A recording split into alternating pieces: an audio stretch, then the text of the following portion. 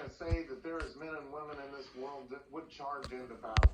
And I guess I'm proof of that. And I'm really not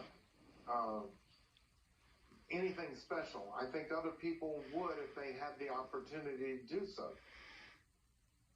That was Stephen Willeford on this show last year, recounting his heroic actions back in 2017 when he confronted a crazed gunman who opened fire on the First Baptist Church of Sutherland Springs, Texas. Stephen Willeford is out with a new book called A Town Called Sutherland Springs, Faith and Heroism Through Tragedy. He joins me now. It's great to have you back, sir. You know, this book recounts the harrowing story of those who lived through that day, witnessed terrible evil, and rose up to face it head on. The press certainly isn't going to tell this true story. Is that why you wrote the book? Absolutely. That's part of why I wrote the book. And other part of why I wrote the book is because I want everybody to know exactly what Sutherland Springs is like. It's such a great community to live in, and we had heroic people all over within the story of what happened inside the church, outside the church. We had first responders. We had people like Gunny Macias, that's a retired Marine that was barking orders, telling people what they needed to know to save themselves. We had people like Julie Workman that was shot and bleeding from her own wounds, and yet got up and started tying tourniquets and saving people within the church. Zach Poston, that pushed a little girl underneath the pew before the shooter started shooting him, shot Zach 7 times, and then Zach's grandmother crawled on top of Zach to save his life. Wow. The stories are heartbreaking, and they should never have happened. Now, since you and I last spoke, Joe Biden got Congress to pass even more, as you know, gun legislation and restrictions, and has vowed to ban what he calls assault weapons, which are fictional. They don't even exist. It's a made-up term. Biden's own son is currently being charged with lying on a federal background gun form. So is this all really about safety?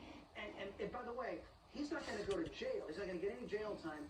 We know the U.S. Air Force screwed up. Judges ordering federal government to pay the victims of Sutherland Springs hundreds of millions of dollars.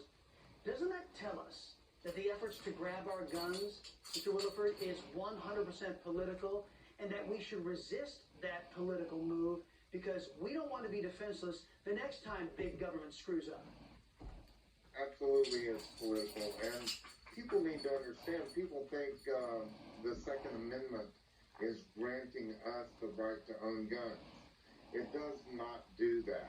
It says we have a God-given right to own guns, and that the government doesn't have the right to infringe upon that God-given right to defense and to be able to protect our communities, our families, our states, and our government, even against our own government, should it be tyrannical. That's what the Second Amendment does. That's what the Bill of Rights is.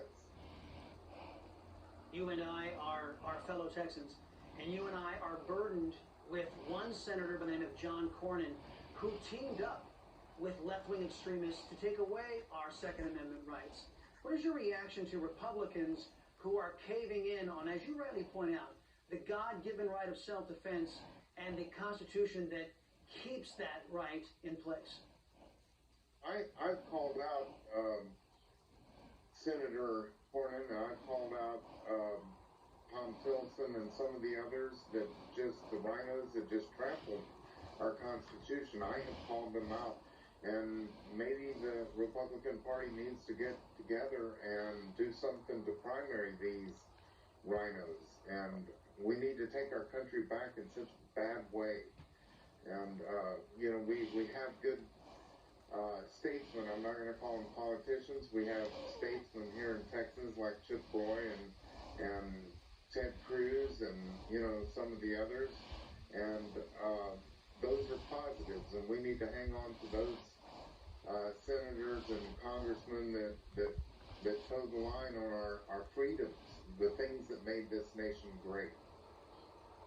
The Constitution, exactly. And I think the Republican Party ought to get together and actually decide what it wants to be.